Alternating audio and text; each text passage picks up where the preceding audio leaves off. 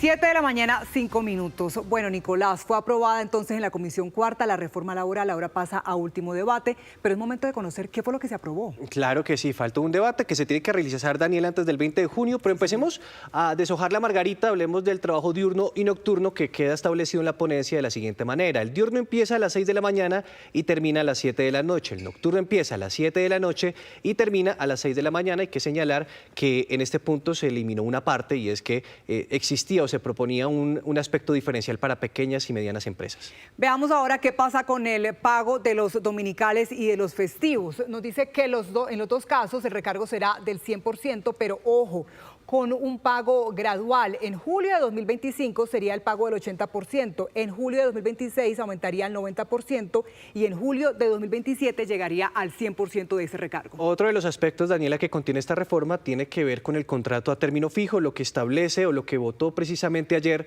el Congreso de la República, la Comisión Cuarta, es que no se supere el contrato a término fijo los 5 años.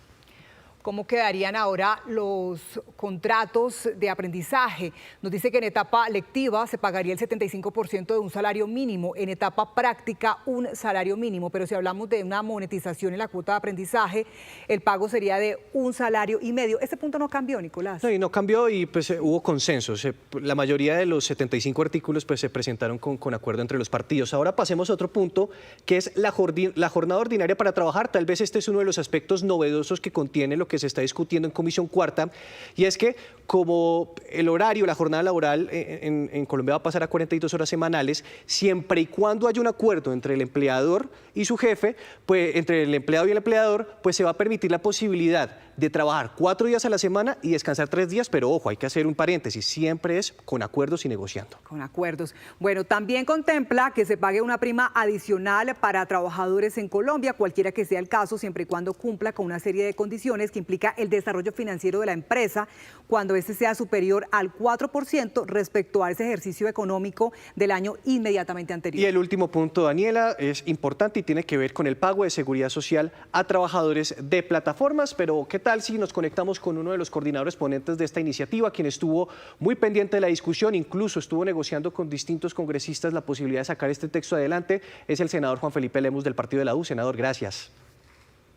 Buenos días, Nicolás. Un saludo cordial y afectuoso. Tienen hasta el 20 de junio y la pregunta son los consensos. Tal vez en Comisión Cuarta tuvieron la gasolina suficiente, pero la duda es si esto les alcanza para la plenaria. Bueno, habrá que esperar qué pase en los días. En la Comisión Cuarta logró hacerse un consenso importante, aunque al final se rompió parte de lo que venía en la ponencia mayoritaria que habíamos definido. Ayer terminó cambiándose por votación individual y por decisiones que a última hora tomaron algunos compañeros que al principio habían estado de acuerdo con nosotros. El Senado de la República, a mi juicio, entiende hoy que tiene la responsabilidad, la obligación de sacar adelante esta reforma. Es la manera, pensamos nosotros, de aplacar los ánimos que empiezan algunos sectores de la política a exasperar en la calle. Una buena forma de evitar esa confrontación, esa división y esa polarización que está liderando el presidente Petro con su ánimo de seguir adelante con la consulta popular, será entregarle al país una reforma laboral equilibrada, lo que salió ayer de la Comisión Cuarta, a pesar de que nos derrotaron en 2 temas fundamentales: la excepción para las micro y pequeñas empresas, sí, en el tema del recargo nocturno y lo de los festivos. Yo creo que es una buena reforma y servirá para aplacar los ánimos que hay en la calle hoy con respecto a que el Congreso no quiere reivindicar derechos laborales y sociales de los trabajadores y las trabajadoras. Senador, a propósito de este punto que usted acaba de mencionar, porque queremos desglosar a algunos de los que han llamado mucho la atención, y es, por ejemplo, el horario nocturno va a ser general, ya no hay una diferencia para las medianas y pequeñas empresas. De hecho, se hablaba del impacto que podrían tener esas empresas con pocos trabajadores.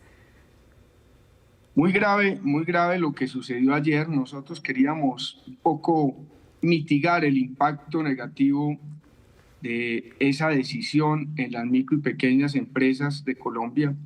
que son cerca de 1.500.000, el 98% del tejido empresarial, con una particularidad: las micro y pequeñas empresas, a pesar de que son las que más empleo generan, cuando usted va al detalle se da cuenta que solamente tienen el 33% de los empleos formales de Colombia. Es decir, de 10.200.000 trabajadores formales que tiene el país, aproximadamente entre las micro y pequeñas empresas generan alrededor de 3.100.000 empleos formales.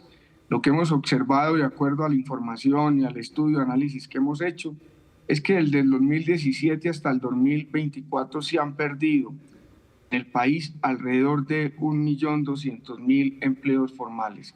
Y cuando usted va al detalle, cuáles sectores o en cuáles sectores es donde más empleos formales se han perdido, se da cuenta que es en las micro y en las pequeñas empresas. De ese 1.200.000 empleos perdidos formales en Colombia en estos últimos años, en las micro y pequeñas empresas se ha perdido más del 90% de los mismos, es decir, 1.070.000, 1.100.000 empleos. Sí, señor. Senador, sí, pero en ese sentido le quería preguntar también, usted menciona el impacto de las pequeñas y medianas empresas y hubo un punto que ayer generó mucha discusión, que es el recargo en dominicales y festivos. ¿Por qué se cambia esa intención puntualmente en los festivos de pasar del 75% al 100%? Esto sin duda va a tener un impacto, por ejemplo, en sectores como los gastrobares. Esa fue una decisión que tomó la mayoría de la comisión. Nos derrotaron 8 votos contra 7, que nos mantuvimos en la propuesta inicial de plantear el recargo dominical del 100% y los festivos del 75%. Fue una decisión política realmente. Senador, ahora háblenos de esa jornada de lo que sería un 4x3, 4 días de trabajo por 3 de descanso. Explíquenos cómo empezaría a regir este punto en caso de darse, cómo aplicaría. Bueno, primero, eso tiene una condición, y es que debe ser acordado por el empleador y el trabajador.